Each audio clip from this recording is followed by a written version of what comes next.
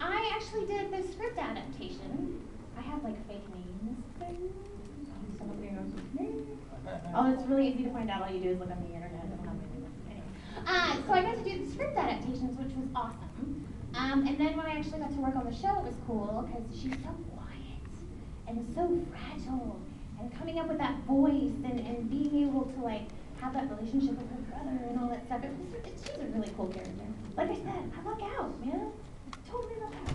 Yes, oh, you're green. I love it. They're all green. And I lost my voice, so. Oh, don't hurt yourself. No, I want to say, for instance, the role of Kirika in Noir, how did you get into character for that particular role? Like, how did you portray the emotions and your feelings through your voice in that role? You guys are killing it. Questions. She's asking about Kirika and Noir. Yeah, there's talks about somebody's talking about buying them. Some big director was buying the license, supposedly to make like a TV show of it. Yeah. Yeah, I heard that and I was like, that's fantastic. Anyway, I play a young assassin, really, and I don't know how else to call her. But she doesn't really know where she comes from, and she doesn't know where she's going, and she's just kind of lost. And she's very quiet. Very, very quiet, but very tortured. She was fascinating for me because every episode I wanted to give her a little more depth. And every time she killed, I wanted her to have a little more regret. And every time she got closer to the other person that was with her, Rial, or the other assassin, like they started to get close, and I wanted her to have that kind of tentative fear of I'm getting close to this person, and I like having a relationship with this person, but at the same time, I don't trust you. So doing all of that, keeping that in mind, this is one of those tricks with voice acting. Like you have an idea in your head, and you're like, that's what I want it to sound like.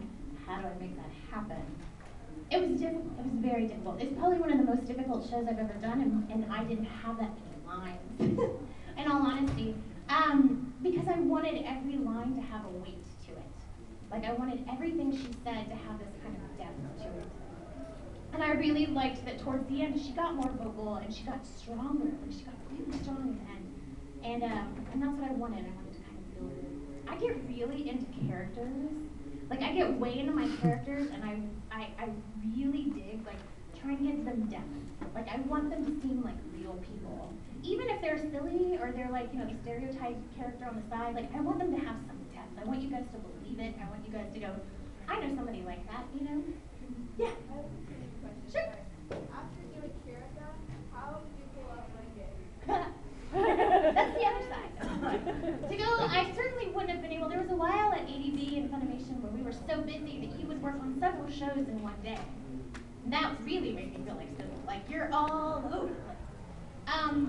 You try to get good about scheduling things. Like I never worked on those studios, that's for sure. It's hard. You learn the extremes. Like you figure out, okay, who do I know that's like Renge? I've met plenty of fangirls that are just like Renge, and I'm going to pull on those resources and use that motivation. It's all acting, and I love it, and I get really into it. And I do things that I probably shouldn't even worry about, and I don't even know if you guys can tell when you watch the show, but I know it's there. Oh gosh, I hate picking. I'm such a bad picker. I'll pick Cat. Alright, how do you approach a show like, say, Ghost Stories, where the English script is completely different than the Japanese? How many of you have seen Ghost Stories? Best show ever. Thank you. Okay, here's what happened. So what happened with Ghost Stories was, there was a show that, I guess it did okay in Japan, but it didn't do well enough that it stayed on the shelves. Like, it didn't do so hot, so they pulled it off the shelves. And the Japanese company came to ADV and said, we don't care what you do to it, just make it sell. Like, we want to make our money, and so please just do something to make it sell. So they gave it to Stephen Foster, and he decided that what we were going to do is scrap the story. We were going to leave the characters' names and basic ideas intact, but we were going to change them and modify it.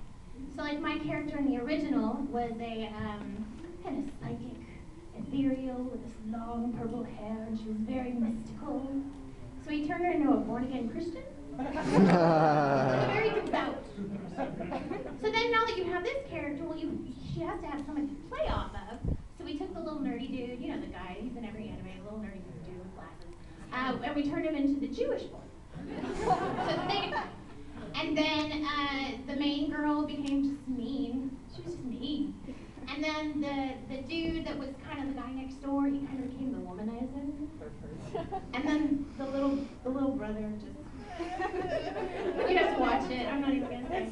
And then there's a cat. There's a talking cat, and instead of giving it like a cute voice, we gave it Rob Mungle's voice. It's like, hey, how you doing?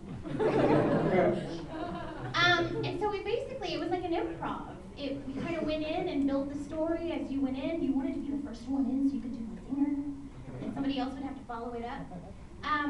I've never experienced anything like that, and I will probably never experience anything like that again, because it certainly doesn't happen. It's not very often that people go, here's this thing I created, do whatever you want with it. You know, people don't do that normally. But it was a fantastic experience. It got really foul. I will say this, if you are offended by anything, don't watch it. Like, save yourself the time. It's pretty offensive. But if you're like into that stuff, it's funny. Yeah, be offended. Yes, ma'am. Okay, as a voice actor, you hear about a lot of actors that, they connect with their characters by drawing on their own memories and the feelings associated with that. Would you recommend that as a voice actor? Does it work as well, or does it backfire more often than it actually helps? You are discussing the method of acting. If you're a method actor, then what you do is you actually kind of live or you draw from your own experiences and stuff. I'm not technically a method actor, but I do believe that there are things that are aspects of that technique that are really good. I think that if you are an actor and somebody says, cry, well, your first instinct is to think of, okay, well, when's the last time I cried and what made me cry? And that makes it easier, rather than just going, because you can tell when it's real and you can tell when it's fake. And it's the same thing with voice acting. Like, there are a lot of people out there that think you can get behind a mic, and maybe there are some. I'm not one of them. I have to really do things in order for it to sound that way. Yeah, that's what I mean. Yeah. Do you do that as much as you would voice acting regularly? You really do. You pull on things, and there are tricks you can do. Like, when you laugh and stuff, like Eric Vale has this little trick that every time he has to laugh, like, in his head he says the word boobies. That's just what makes him laugh. So every time it's like beep, beep, beep. And that works for him. And some people, like, if they cry, I find that as I've been doing it longer, I don't have to rely on that as much, because you know where it's a very technical thing, voice acting. You know where it sits in your voice, and you know how to recreate that. So you get a little better about kind of skipping that whole internal part. But there was a show that I did very early on called Generator Gall. You guys should check it out. It's really good. It was one of Vic Mignogna's first things, and he's brilliant. And it's a really good show. It's only 12 episodes. You can probably get it for like 12 bucks. That was really fast. Did you see how fast I said that? But I had a monologue. Like, I was very lucky to have this big, long monologue with no lip flaps, so I was just able to act. And it was a very sad moment. And I remember, like, sobbing, like weeping, and Steven going, okay, this is great, but I need you to pull it back, because I can't understand what you're saying. Oh, no! So then, I'm good. And then we do this. You know what I mean? Like, you want a little of that to be in there, but not so much that people are going, what did she just say? Because it's important to the story. All right, hands. I'm going to go this way and then come back. Yes. Yes, Heath. I have a line request. Uh-oh. I was wondering if you could say, kill it with fire in your Bulma voice. If I could say what? Kill it with fire. Kill it with fire. Oh gosh, this is gonna hurt. She whips her hair. I know. Bulma. That wasn't very Bulma of me. Okay, kill it with fire. Here we go, ready? Kill it with fire! That was...